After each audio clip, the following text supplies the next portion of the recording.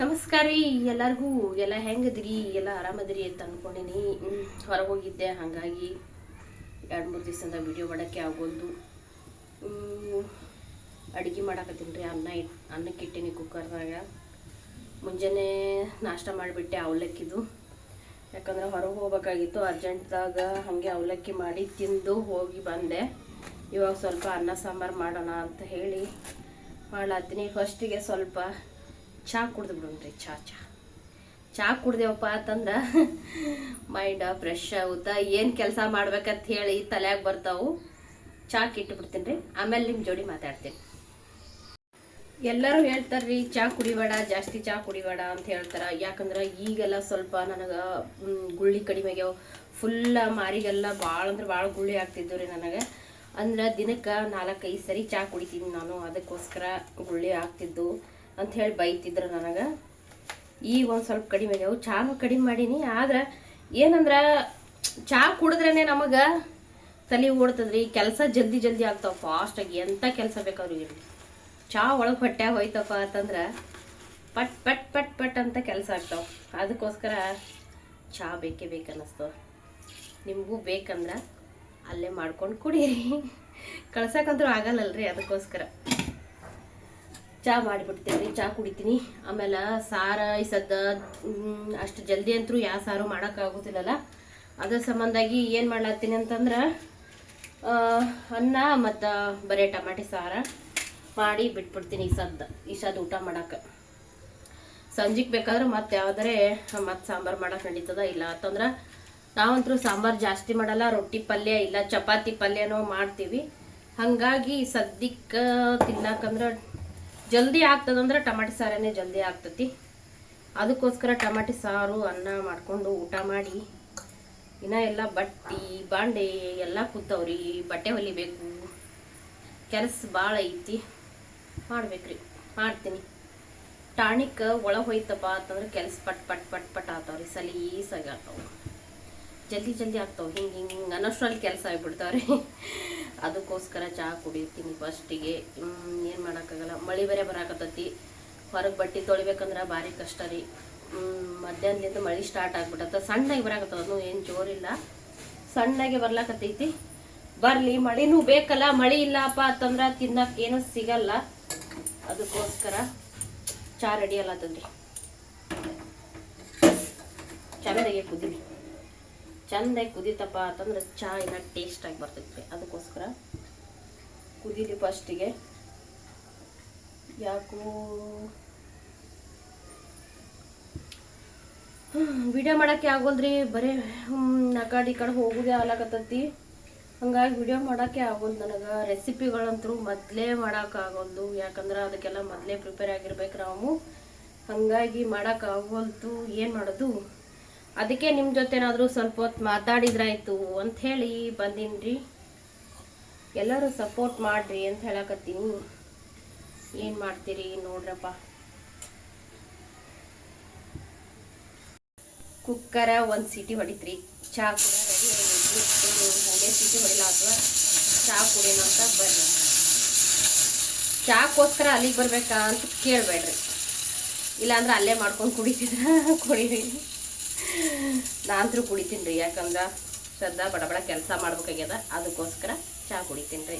ನಿಮಗೂ ಬೇಕಪ್ಪ ಅಂತಂದ್ರೆ ದೇವ್ರಿಗೆ ಹೆಂಗೆ ತೋರಿಸ್ತೇವಲ್ಲ ಹಂಗೆ ತೋರಿಸ್ತೇವೆ. ನೀವು ಕುಡಿದು ಬಿಡ್ರಿ ಅಲ್ಲೇನೆ.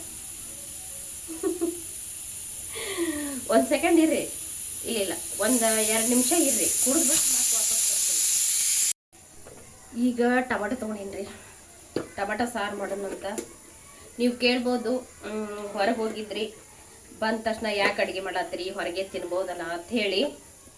ಹೊರಗೆ ತಿಂದ್ರೂ ಏನೋ ಗೊತ್ತಿಲ್ಲ ರೀ. ಹೊರಗೆ ಏನೇ ತಿಂದು ಬಂದ್ರೂ ಮತ್ತು ಮನೆ ಒಳಗೆ ಬಂದು ಅನ್ನ ಸಾರ ತಿನ್ನೋತನ ಸಮಾಧಾನ ಆಗೋದಿಲ್ಲ. ಅದಕ್ಕೋಸ್ಕರ ಮತ್ತೆ ಅದು ಹೆಂಗೆ ಅನಿಸ್ತದಪ್ಪ ಅಂತಂದ್ರೆ ಸಿಂಪಲಾಗಿರೋದು ಏನಾದರೂ ಮಾಡ್ಕೋಬೇಕು ಅನಿಸ್ತೈತಿ.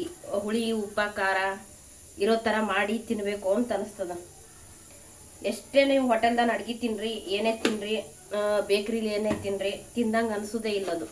ಮತ್ತು ಹೊಳ್ಳಿ ಮನೆಗೆ ಬಂದು ಮಜ್ಜಿಗೆ ಸಾರೋ ಇಲ್ಲ ಟೊಮಟಿ ಸಾರೋ ಏನೋ ಒಂದು ಹುಳಿ ಖಾರವಾಗಿರ್ಬೇಕು. ಆ ಥರ ಏನಾದರೂ ಊಟ ಮಾಡಬೇಕಪ್ಪ ಅನಿಸ್ಬಿಡ್ತದೆ. ನನಗಂತರೂ ಆ ಥರ ಅನಿಸ್ತದ.